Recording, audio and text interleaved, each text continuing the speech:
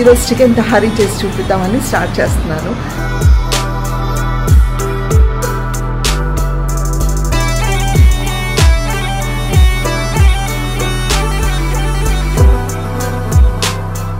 చూడండి guys, almost cook అయింది. దీన్ని ఇప్పుడు దమ్లో పెడదాం. మనం కొంచెం సిమ్ చేసేసి దమ్ మీద పెట్టేద్దాం, అయిపోతుంది. ఇది ఉందని నాకు కూడా తెలీదు, మనసు లోపల ఉందని నాకు తెలీదు. చెప్తుంటే బట్ రీసెంట్లీ టైం నుంచి but as a mother back of your head it's always running. వాళ్ళు తిన్నారా వాళ్ళు లేదా అంటే పిల్లలు వెంటనే ఉంటుంది ఆశ అంతా. గా ఒక ఫుడ్ బేబీ ఉంది లోపల, ఊపిరి పిలిచడానికి కష్టంగా ఉంది. ఫోన్ చేసి చెప్పాడు కదా, విచిత్రమైన విషయం జరిగింది ఈ రోజు. ఏంటంటే మీ కోడలు ఇలా తిన్నది అనేసి. బ్రతుకున్న వాళ్ళు షాక్ అవుతారు. నువ్వు అంత షాక్ ఇచ్చావు,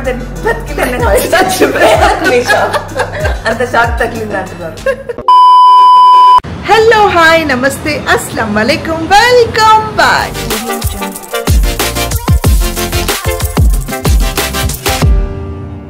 అందరు ఎలా ఉన్నారు? నేను బాగున్నాను, మీరందరు కూడా బాగున్నారని ఆశిస్తున్నాను. ఈరోజు వ్లాగ్ ఏంటనేది ఇప్పటివరకు మీరు టైటిల్ చూస్తే అర్థమైపోయి ఉంటుంది.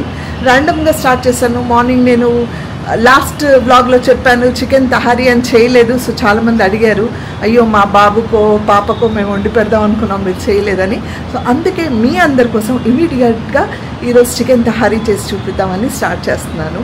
అయితే చికెన్ తహారీ అండ్ మటన్ తహారీలో ఇంగ్రీడియంట్స్ సేమ్గా ఉంటాయి, కానీ ప్రాసెస్ ఆఫ్ మేకింగ్ మాత్రం డిఫరెంట్గా ఉంటుంది.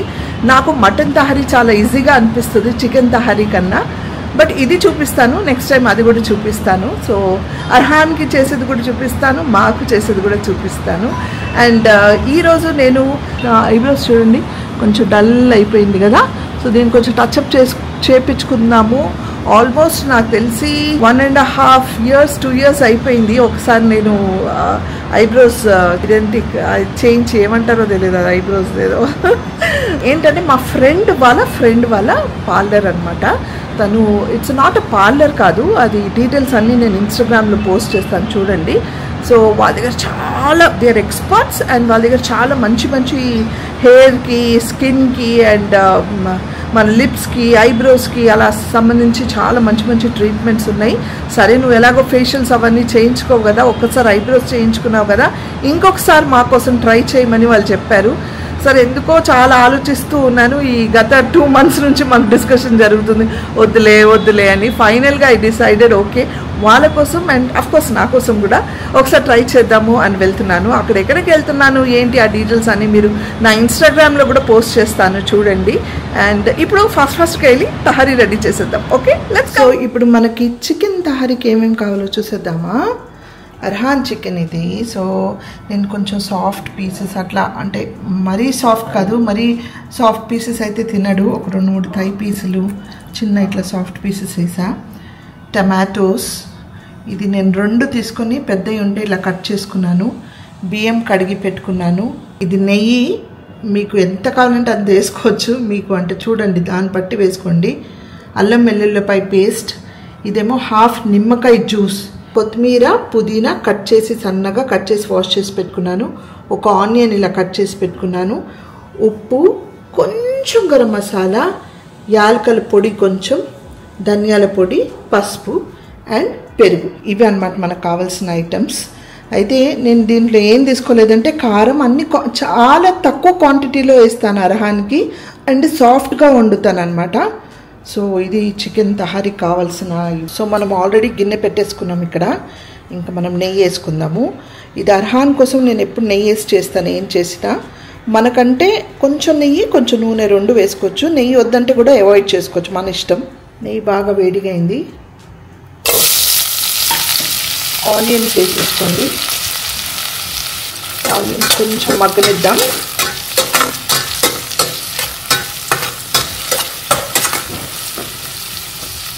లాస్ట్ టైం నేను బ్లాగ్లో చెప్పి చేయలేదు కాబట్టి ఇమ్మీడియట్గా ఇది డిష్ చేసి చూపించాలని డిసైడ్ అయ్యా. ఒక పక్కన మాది కూడా నేను వండేస్తాను, ఇది మొత్తం అంతా ఇక్కడక్కడ చేసి మాది కూడా చేసేస్తాను ఇమ్మీడియట్గా. ఇంకా నేను బయటికి కూడా వెళ్ళాలి.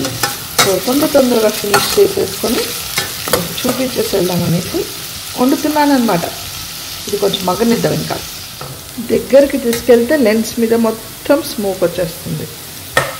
ఇదిగో కొంచెం మగ్గాయి ఇప్పుడు ఆనియన్స్. మరీ బ్రౌన్ దక్కలేదండి, లైట్ బ్రౌన్ అయితే చాలు. ఇప్పుడు దీంట్లో మనం అన్నీ వేసేసుకోండి, ఏవైతే మసాలాలు పెట్టుకున్నామో. అల్లం వెల్లుల్లిపాయ పేస్ట్, ఉప్పు, ధనియాల పొడి, గరం మసాలా, పసుపు, కొంచెం యాలకుల పొడి. నేను కారం అస్సలు యూజ్ చేయలేదండి దీంట్లో. అండ్ గరం మసాలా కూడా చాలా తక్కువ, కొంచెం అంటే కొంచెం, ఎందుకంటే పిల్లలు కదా ఘాటు తినరు వాళ్ళు. ఘాటు అంటే ఇప్పుడు ప్రిన్స్ ఉన్నాడు అనుకోండి, కొంచెం ఘాటు తింటాడు కాబట్టి అప్పుడు నేను కొంచెం వేస్తాను. అర్హాన్కి అస్సలు వేయను. మీ పిల్లలు తింటే కొంచెం వేయండి, లేదంటే వేయకండి. టమాటోస్ దీనికి బాగా మిక్స్ చేసుకొని ఉడకనిద్దాం. ఇది టమాటోస్ మగ్గే వరకు ఉడికిద్దాం. ఇప్పుడు ఇక్కడ మా కోసం అన్నమాట నూనె ఆల్రెడీ వేసుకున్నాను, వేడైంది. ఇప్పుడు దీంట్లో ఆనియన్స్ వేసుకుందాం.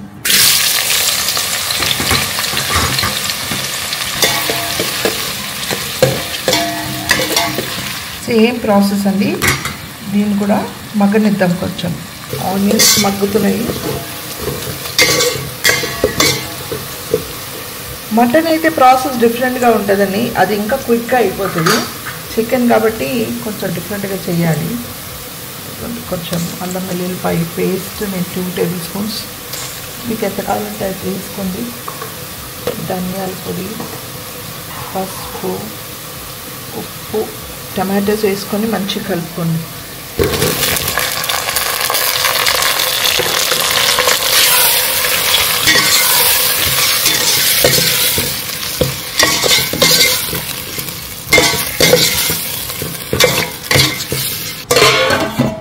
ఉడకనిద్దాం.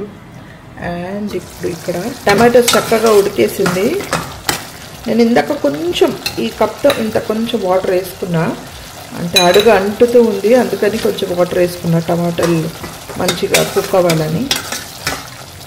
ఇప్పుడు దీంట్లో చికెన్ వేసుకున్నాం.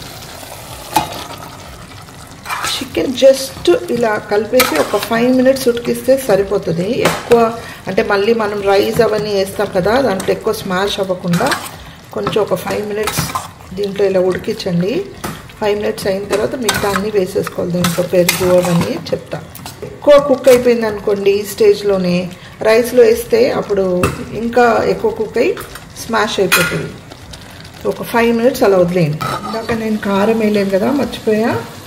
ఇప్పుడు కారం వేస్తున్నా, అంటే అరానికి వండుతూ ఉంటూ మర్చిపోయాను. నేను 3 టేబుల్ స్పూన్స్ వేస్తున్నా. మీకు ఎంత కావాలంటే అంత వేసుకోండి. ఎక్కువ కావాలంటే కారం ఎక్కువ వేసుకోండి. నేను అంటే బాగానే వేసాను 3 టేబుల్ స్పూన్స్ అంటే. అదే మటన్ అయితే కుక్కర్లో చేసేసుకోవచ్చు. చికెన్ కదా కుక్కర్లో చేస్తే చాలా అంటే ఎక్కువ స్మాష్ అయిపోతుంది పీసెస్, అందుకని. ఇప్పుడు కప్పి పెట్టేయండి.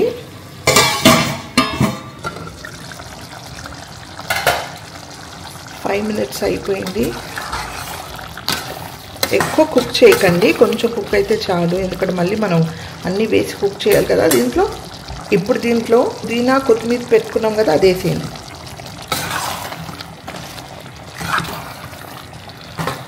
మనం పెరుగు పెట్టుకున్నాం కదా, పెరిగేసేయండి.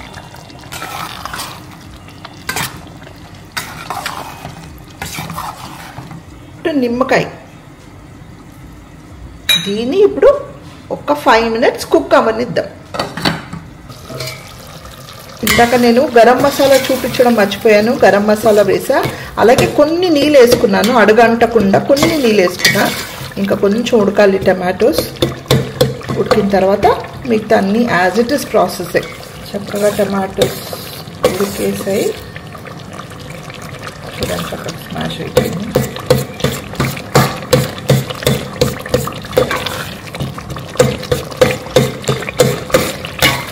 దీంట్లో చికెన్ వేసేసుకోండి. ఇప్పుడు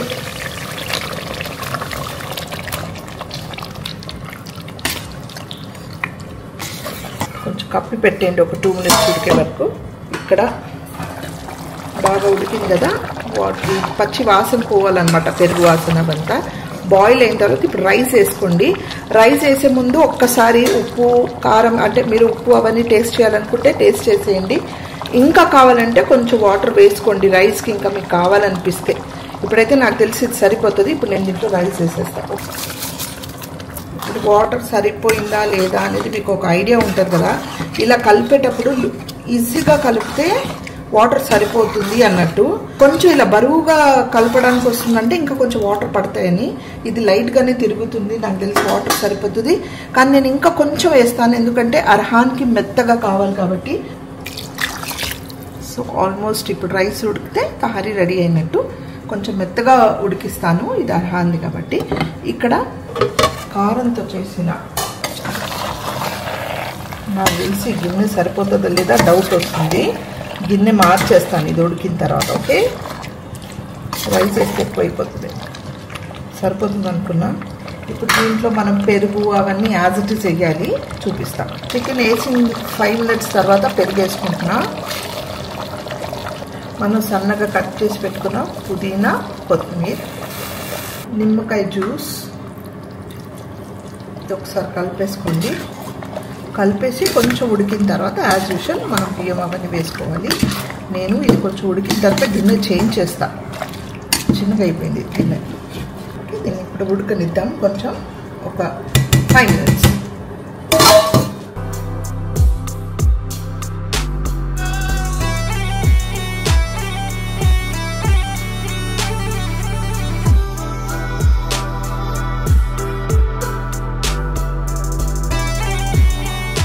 చక్కగా బాయిల్ అవుతుంది.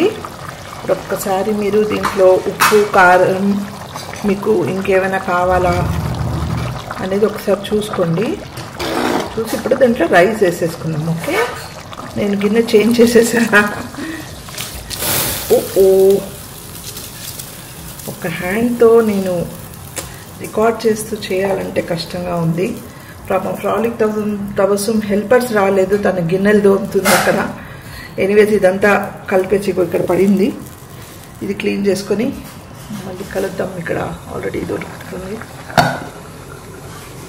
ఎక్స్క్యూజ్ మీ గైస్, 5 minutes మొత్తం క్లీన్ చేసేసా.